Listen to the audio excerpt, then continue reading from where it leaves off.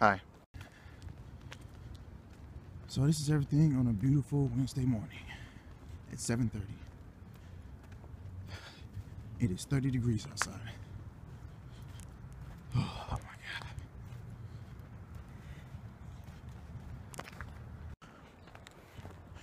So walking to CPR class. Only have it on Monday and Wednesday. Oh yeah, got a new shirt. Because I'm not Superman. Yeah, General Zod all day. Yeah, I like General Zod and Black Adam. I don't really like Superman. Yeah. But yeah, how's everyone doing? It's freezing here. It's like, I just checked my my weather thing is 27 degrees. It just went down. Holy freaking. I had to switch hands. I put one of my hands in my pocket. But damn, it's freezing. Yeah. Ooh, I can't feel my face. Again. But yeah, man, the CPR class. We don't have any more tests in there other than skills tests. And that's when we got to do CPR and the AEDs and all the other stuff. But it should be easy. I'm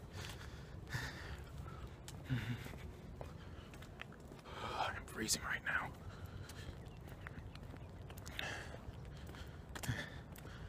Oh yeah, and someone asked me, why do I keep looking this way? The camera's right here. I'm looking at the front-facing camera. If I look over here, then I'm actually looking at the screen. So that's why it looks like that. I'm not cross-eyed. So, yeah. Let me put this thing up before I get frostbite. That is true, but she said to check with our classmates just in case if we ever miss class. But yeah, so I'm gonna be busy studying Spanish because we have a test next week. Hi. Good morning. Just snoozing? Trying to imagine how sleep feels right now. Sleep. It feels so good. I won't sleep.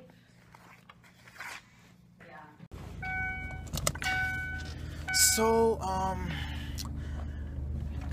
I just got out of my 2 o'clock class. And, you know, today for some reason we talked a lot about, well, really we didn't do too much talking. We did a lot of listening about a man named George Wallace. I've never read too much about George Wallace.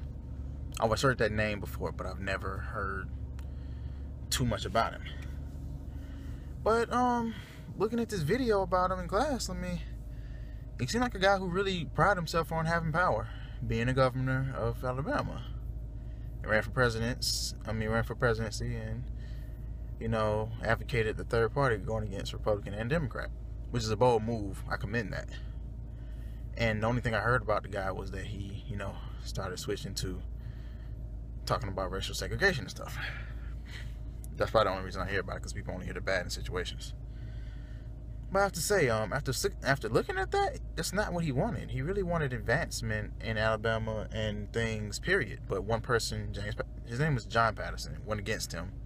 And he won by a landslide as the governor before George Wallace became governor. And the only thing he was promoting was segregation and non-integration. Sorry about that. So George Wallace talked about something positive and got nothing and completely lost. So that changed him. It's just crazy about how people take racial things back then and used it as so much of fuel to stoke the fire. It didn't prove anything. It made things worse. Bloody Sunday comes along, and it just sucks that when you look at that. I'm gonna be honest. Today, I don't care who calls me the N-word. It doesn't bother me. The reason why is because I've never been bitten by, nobody's ever sicked a dog on me. I've never been sprayed by water hoses. I've never been beat to sleep by any kind of nightsticks. I've never had any of that happen to me from back then. You know, I grew up in Columbus, Georgia, man. I mean, no one's ever, no white person or anyone, no white person's ever called me the N-word to my face, you know? So, what can I say? Why should I get mad at that word? Just because I know the history of it? Yeah, I know the history of it. Yeah, so what? That's different. I know the history. I know the history of a lot of stuff. You see me whining about it. But what I say to that is, it's kind of crazy how this racial thing just brings out the beast in everybody. You know, it's just crazy. I think it's really dumb when you look at how many people advocate so much and do so little. It's really sad if you ask me. But in my opinion, you know, anything dealing with race and all, I try to stay away from it. I don't have anything against any white people. You know, there's no white person alive who's ever owned a slave. Okay, you know, there's no white person still alive who's done that, as far as I know. And I mean, I've never been racist. You know, I'm cool with a lot of white people. Got a bunch of white friends. Grew up with a bunch of white friends. Had a white girlfriend. Like, come on, man. Like, so it's been a very, very long day. I'm in my room, and this is what I'm doing right now. Studying. Yeah, I have to take a quiz in about, well, it's due at midnight. So I'm finna study for another 15 minutes before 11 o'clock. The test doesn't take, what 30 minutes to take. So, you know, I'm just trying to get in the lab bit of study and I can get in.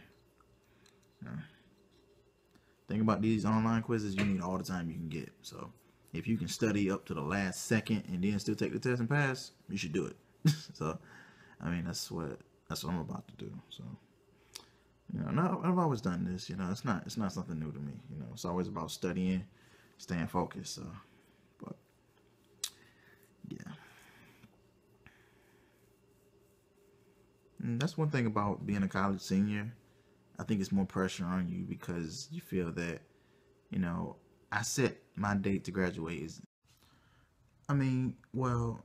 my date to graduate is in December, and you know, the pressure of being a senior mostly comes from that you don't want to disappoint yourself, or you don't want to feel that, you know, what you're doing isn't enough, and you feel like if you fail anything that it could possibly push back your graduation date, and that's not something you want.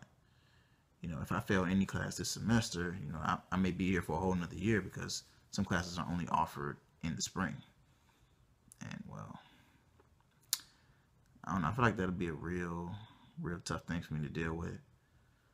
So my goal is to do as well as I can. And that's exactly what I plan to do.